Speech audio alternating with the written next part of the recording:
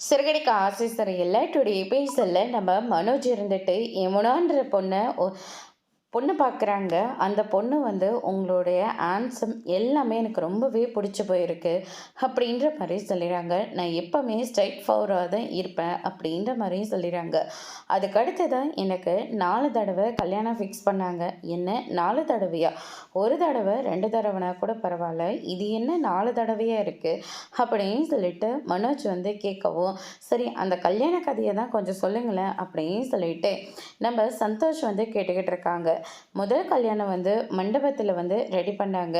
மாப்பிள்ளையோட அப்பாவுக்கு வந்து உடனே ஹார்ட் அட்டாக் வந்து செத்து போயிட்டாரு.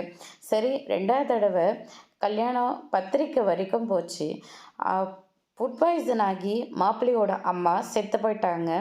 சரி, இந்த மாதிரியெல்லாம் கோயிலில் மண்டபத்தில் வச்சா தானே இந்த மாதிரியெல்லாம் நடக்குதுன்னு சொல்லி கோயிலில் வச்சாக்க கோயில்லையும் மாப்பிள்ளை வந்து ஏதோ பிரச்சனைன்னு சொல்லி மாடியிலிருந்து கீழே விழுந்து செத்து போயிட்டான்.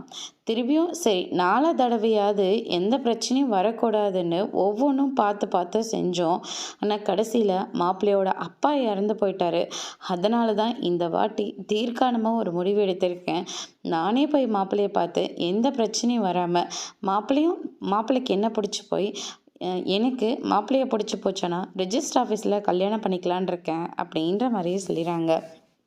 அதுக்கு அடுத்ததாக உங்களுக்கு என்ன பிடிச்சிருக்கா அப்படின்னு சொல்லிட்டு கேட்ட உடனே நான் கொஞ்சம் யோசிச்சு பதில் சொல்கிறேன் அப்படின்னு சொல்லிட்டு மனோஜ் வந்து அனுப்பி விட்டுறாங்க. அதுக்கு அடுத்ததாக சந்தோஷ் இருந்துட்டு இந்த பொண்ணுக்கு யமுனான்ற பதிலுக்கு யமன் அப்படின்ற மாதிரி பேர் வச்சிருக்கலாம் அப்படின்னு சொல்லிட்டு கிண்டல் பண்ணுறாரு.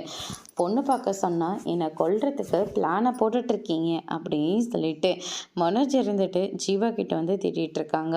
ஐயோ தலைவலிக்குது, பொண்ணு பார்த்ததுக்கே வா, ஐயோ இன்னும் என்னெல்லாம் நடக்க போதோ அப்படின்னு சொல்லிட்டு சந்தோஷ் வந்து சொல்லிட்டு போயிடுறாங்க. மனோஜ்க்கு ரொம்பவே பயமாக இருக்குது. அதுக்கு அடுத்ததாக ஒரு காஃபியாவது சொல்லுங்கள், தலை ரொம்ப வலிக்குது அப்படின்ற மாதிரி சொல்லிக்கிட்டு இருக்காங்க. அதுக்கு அடுத்ததாக இந்த சைடு நம்ம மீனாவும் அவங்களுடைய அம்மாவும் விருந்துக்கு தேவையான எல்லா பொருளும் செஞ்சுக்கிட்டு இருக்காங்க. விஜயா வந்து ரொம்பவே கோவத்தில் இருக்காங்க. முத்து வராரு. ஐயோ வாசனையா அள்ளி தூக்குதே, அத்தை நீங்களுமா சேர்ந்துருக்கீங்க? ஆமாம் மாப்பிள்ளை, நானும் தான் சேர்ந்து செஞ்சிட்ருக்கேன் அப்படின்ற மாதிரி சொல்லிடுறாங்க. அப்பளம் மட்டும் பொரிச்சா எல்லாமே முடிஞ்சு போயிடும் மாப்பிள்ளை அப்படின்ற மாதிரி சொல்கிறாங்க. இப்பே சாப்பிடணும் போல் இருக்கே அப்படின்னு சொல்லிட்டு முத்து வந்து சொல்லிகிட்ருக்கோம். நான் ஏதாவது உங்களுக்கு ஹெல்ப் பண்ணணுமா? நீங்கள் எதுவும் பண்ணாமல் இருந்தாவே அது ஹெல்ப் மாதிரி தான் அப்படின்னு சொல்லிட்டு மீனா வந்து சொல்லுவோம். பாருங்க அத்தை எப்படியெல்லாம் கிண்டல் பண்ணுறேன், ஏண்டி மாப்பிள்ளையை பிடிச்சி கிண்டல் பண்ணிகிட்ருக்க? மா அவர் வேலை செய்கிறேன்னு சொல்லிட்டு கடைசியில் இன்னும் வேலை அதிகமாக எனக்கு வச்சுட்டு போயிடுவாருமா இவர் அப்படின்னு சொல்லிட்டு நம்ம மீனா வந்து சொல்லிகிட்டு இருக்காங்க. அதுக்கு அடுத்ததாக வந்து பார்த்திங்கன்னா நம்ம ஸ்ருதி வந்து நின்றுட்டுருக்காங்க. வாமா பழகுறல். ஆமாம், எப்போ பாரு இந்த வீட்டுக்கு ஃபங்க்ஷனோ நல்லது கெட்டது எது நடந்தாலும் மட்டும்தான் இந்த வீட்டு பக்கமே நீ வந்துக்கிட்டு இருக்க, ஸ்ட்ரைட்டாக இங்கே இருந்துடலாம்ல அப்படின்ற மாதிரி சொல்லிக்கிட்டு இருக்காங்க. அதே தான் மீனாவோட அம்மாவும் வந்து சொல்லிக்கிட்டு இருக்காங்க. மீனா எப்படி இந்த வீட்டுக்கு வந்தபோது நாங்கள் சந்தோஷப்பட்டாங்களோ அதே மாதிரி நீ இந்த வீட்டில் இருந்தால் ரொம்ப சந்தோஷப்படுவோம்ல அப்படின்ற மாதிரி சொல்லிக்கிட்டு இருக்காங்க. அது எல்லாமே என் புருஷன் ரவை கையில் தான் இருக்குது அப்படின்னு சொல்லிட்டு ஸ்ருதி வந்து சொல்லிக்கிட்டு இருக்காங்க. அம்மா நீங்கள் மட்டும் இல்லை, நாங்களும் எவ்வளவோ படித்து சொல்லிட்டோம். ஆனால் ஸ்ருதி கேட்கவே இல்லை, பிடிவாதமாக இருக்காங்க. பார்க்கலாம் விடுங்க அப்படின்னு சொல்லிட்டு மீனா வந்து சொல்லிக்கிட்டு இருக்காங்க. மீனா தான் அங்கிளோட ஃபேவரட் மருமக அப்படின்ற மாதிரி சொல்லிடுறாங்க. மாமாவுக்கு எப்பவுமே எல்லாருமே ஒரே மாதிரி தான், நான் தனியாக இல்லை நீங்கள் தனியாக கிடையாது, பழகுறல தனித்தனியாக பார்க்குறதில்ல, என் அம்மா மட்டும்தான், என் அப்பா கிடையாது அப்படின்ற மாதிரி சொல்லிக்கிட்டு இருக்காங்க. அதுக்கு அடுத்ததாக பரசு வீட்டுக்கு வராரு. அண்ணாமலை இருந்துட்டு உட்காரா அப்படின்ற மாதிரி சொல்லிக்கிட்டு இருக்காங்க. என்ன அண்ணாமலை, மீனா திரும்ப வந்துருச்சு போல இருக்கு, தடபுடலாக விருந்தெல்லாம் ரெடி பண்ணிகிட்ருக்க அப்படின்ற மாதிரி சொல்லிக்கிட்டு இருக்காங்க. ஆமாம் இல்லை அப்படின்ற மாதிரி சொல்கிறாங்க. எனக்கு அவள் வீட்டை விட்டு வெளியே போடும்போது தான் நிம்மதியாக இருந்துச்சு, இப்போ திரும்ப வீட்டுக்குள்ளே வந்தது சுத்தமாக பிடிக்கவே இல்லை அப்படின்னு சொல்லிட்டு விஜய் ஒரு பக்கம் ரொம்பவே கோவத்தில் இருக்காங்க.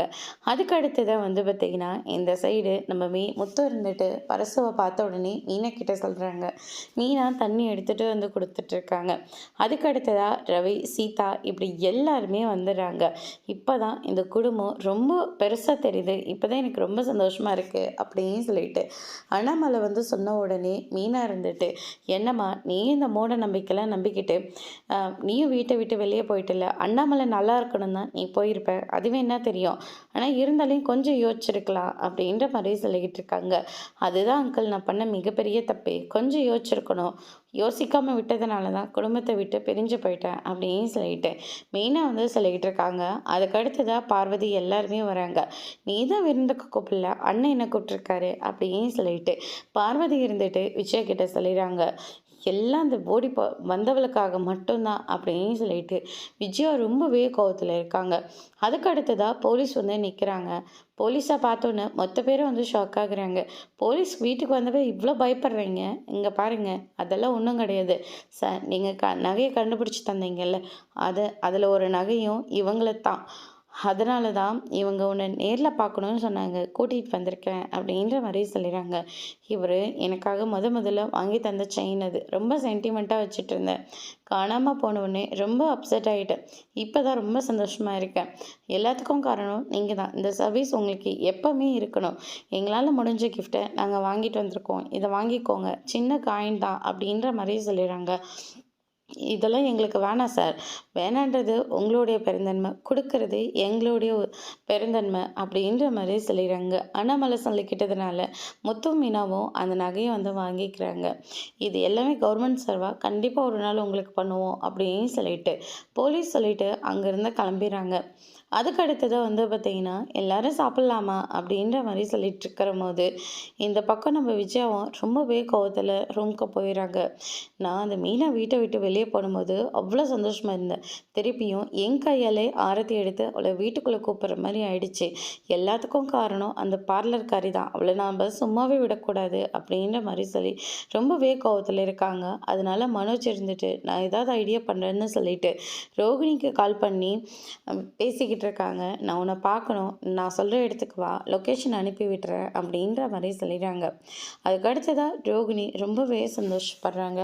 அதோடு இன்னைக்கான எபிசோட் முடிச்சிருக்காங்க. இனி சிறுகடைக்கு ஆசையில் அடுத்தடுத்து என்னெல்லாம் நடக்க போகுதுன்றதை வெயிட் பண்ணி பார்க்கலாம். தேங்க்யூ.